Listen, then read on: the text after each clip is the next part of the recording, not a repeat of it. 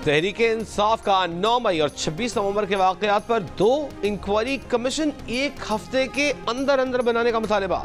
मुज़ाकरात की तीसरी नशिस्त में पेश किए गए तहरीरी मुतालबात में मुल्क भर में गिरफ्तार सियासी कारकुनों की जमानत और सजाओं की मुअत्तली का मुतालबा भी शामिल। पीटीआई का मुतालबा है कि इंक्वायरी कमीशन तहकीकात करे कि 9 मई को बानी पीटीआई की गिरफ्तारी से पहले क्या वाकयात पेश आए, हाई कोर्ट में पुलिस और रेंजर्स के घुसने और बानी पीटीआई की गिरफ्तारी के तरीक़ाकार की कानूनी हैसियत क्या है, 9 मई को हाई सिक्योरिटी मकामात तक लोगों की रसाई और नुकसानात पहुँचाने की CCTV वीडियोज़ के जरिए तहकीकात की जाएँ। दूसरा कमीशन 24 से 27 नवंबर के वाकयात, इस्लामाबाद में मुजाहिरीन पर फायरिंग और ताकत का इस्तेमाल का हुक्म देने वालों की शनाख्त करे, शहदा और जख्मियों की तादाद पर अस्पतालों की CCTV रिकॉर्डिंग्स की जांच करे। मुतालबात के मुसवदे पर पीटीआई मुज़ाकराती कमेटी के तमाम अरकान के दस्तखत मौजूद हैं।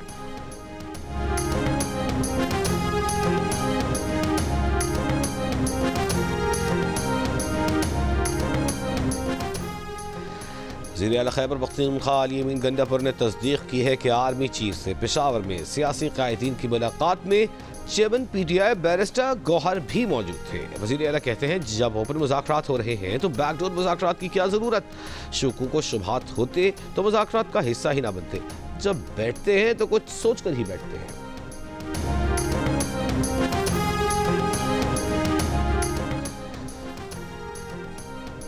कुरम अमन मुआहिदे को धचका, बगन में जिला कुरम के लिए टल कैंट से रवाना होने वाले तीसरे काफिले पर रॉकेट फायर। पुलिस के मुताबिक रॉकेट लगने से काफिले की एक गाड़ी को नुकसान पहुंचा। वाकई में अब तक किसी जानी नुकसान की इत्तला नहीं मिली। पहले मरहले में दवाएं, सब्जी, फल और खाने पीने के सामान से लदी 35 माल बरदार गाड़ियाँ रवाना की गई थी। कुरम जाने वाले काफिले में शामिल गाड़ियाँ वापस टल रवाना। छपरी चेक पोस्ट से माल बरदार गाड़ियाँ वापस आ रही हैं।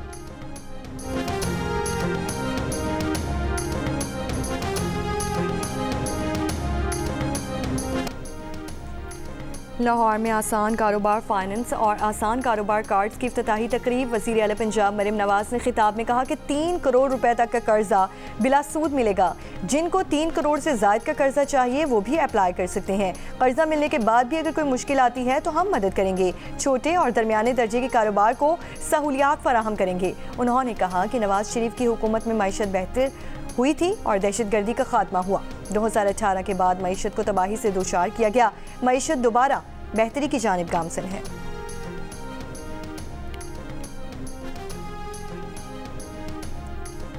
अदालत ने मिलिट्री ट्रायल वाले केसेस का रिकॉर्ड मांगा था। देखना चाहते हैं कि ट्रायल में शहादतों पर कैसे फैसला हुआ। जस्टिस हसन रिजवी का सिविलियंस के मिलिट्री ट्रायल से मुतालिक केस में वजारत दिफा के वकील से मुकालमा। जस्टिस मोहम्मद अली मसर ने कहा कि प्रोसीजर देखना है कि क्या फेयर ट्रायल के मिलिट्री कोर्ट में तकाजे पूरे हुए। ख्वाजा हारिस ने कहा कि अदालत को एक केस का रिकॉर्ड जायजा के लिए दिखा देंगे। ना हाई कोर्ट्स और ना ही सुप्रीम कोर्ट मैरिट्स का जायजा ले सकती है। जस्टिस हसन रिजवी ने कहा कि अदालत ने ट्रायल में पेश शवाहिद को डिस्कस नहीं करना, महज शवाहिद का जायजा लेना चाहते हैं। नेचुरल जस्टिस के तहत किसी को सुने बगैर सजा नहीं हो सकती। वजारत दिफा के वकील बोले, अदालत बुनियादी हुकूक के नुक्ते पर सजा का जायजा नहीं ले सकती। मिलिट्री कोर्ट्स में सिविलियंस के ट्रायल के खिलाफ अपीलों पर समाअत कल तक के लिए मुलतवी। जस्टिस जमाल खान मंदोखेल की वजारत दिफा के वकील को कल तक दलाइल मुकम्मल करने की हिदायत।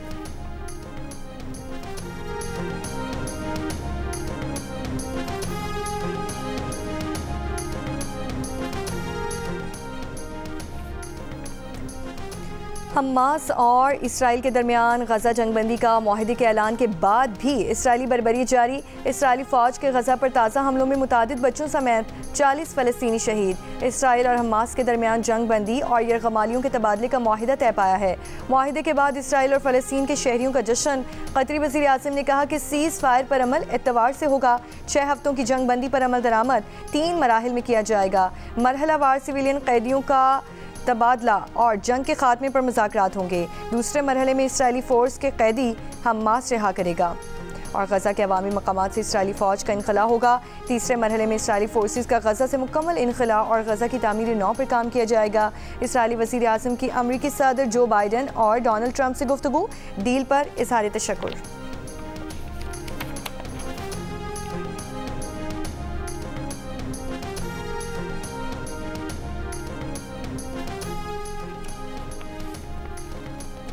गजा में अमन की आड़ में कोई भी गैर मुनसिफाना समझौता नहीं किया जाना चाहिए। फ़लस्तीनियों पर होने वाले मज़ालिम का एहतसाब ज़रूर होना चाहिए।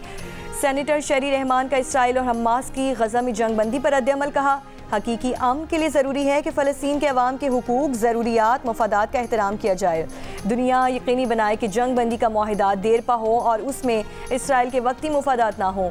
आलमी बरादरी इसराइल पर दबाव डाले ताकि वो फ़लस्तीनियों के हक़ का एहतराम करे। उन्होंने कहा कि पाकिस्तान के अवाम और हुकूमत फ़लस्तीनी अवाम के हक़ के खुद इरादियत की भरपूर हिमायत करते हैं। पाकिस्तान फ़लस्तीनी अवाम के साथ है। पाकिस्तान ने अपने मौशी चैलेंजेस को मौसर अंदाज में संभाला है। वर्ल्ड इकनॉमिक फोरम का एतराफ़। पाकिस्तान की मौशी सूरत हाल से मुतालिक एक रिपोर्ट में कहा कि पाकिस्तान ने हालिया बरसों में गैर मामूली लचक का मुजाहरा किया और ग्लोबल रिस्क रिपोर्ट 2025 में खुद एतमादी और तरक्की का मुजाहरा किया है। रिपोर्ट में वर्ल्ड इकनॉमिक फोरम ने पाकिस्तान को दरपेश अहम खतरात की भी निशानदही की है, जिसके मुताबिक 2025 में पाकिस्तान को कुदरती आफात, सियासी अदम इस्तेहकाम का सामना हो सकता है। टेक्नोलॉजिकल खलल भी पाकिस्तान को दरपेश कलीदी खतरात में शामिल हैं।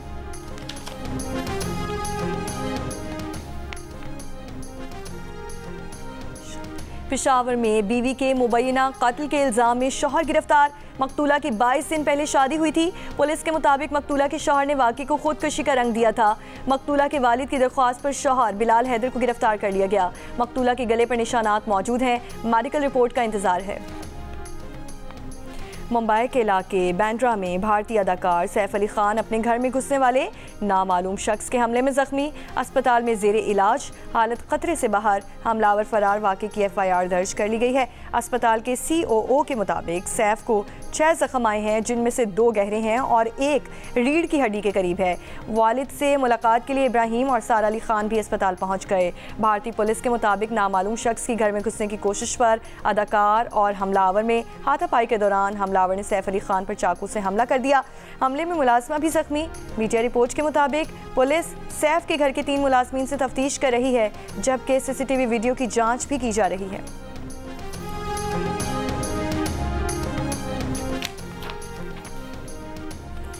पाकिस्तान और वेस्ट इंडीज़ की क्रिकेट टीमें टेस्ट सीरीज़ की तैयारियों में मसरूफ़ हैं। मुल्तान स्टेडियम में दोनों टीमों का ट्रेनिंग सेशन जारी। खिलाड़ी फिजिकल ट्रेनिंग के बाद फील्डिंग, बैटिंग और बॉलिंग की प्रैक्टिस कर रहे हैं। प्रैक्टिस के बाद दोनों कैप्टन सीरीज़ की ट्रॉफी की रुनुमाई भी करेंगे। पाकिस्तान और वेस्ट इंडीज़ के दरमियान सीरीज़ का पहला टेस्ट कल मुल्तान क्रिकेट स्टेडियम में शुरू होगा। और टेस्ट मुख्तलिफ क्रिकेट है, इसकी अलग डिमांड होती है। हमारी ख्वाहिश है कि हम टेस्ट क्रिकेट खेलें और मज़ीद खेलें। टेस्ट क्रिकेट टीम के कैप्टन शान मसूद की प्रेस कॉन्फ्रेंस। कहा, टेस्ट क्रिकेट में वक्फे की वजह से मुख्तलिफ चैलेंजेस सामने आते हैं। वेस्ट इंडीज़ से सीरीज़ बहुत अहम है। होम कंडीशंस में सीरीज़ की बहुत अहमियत होती है।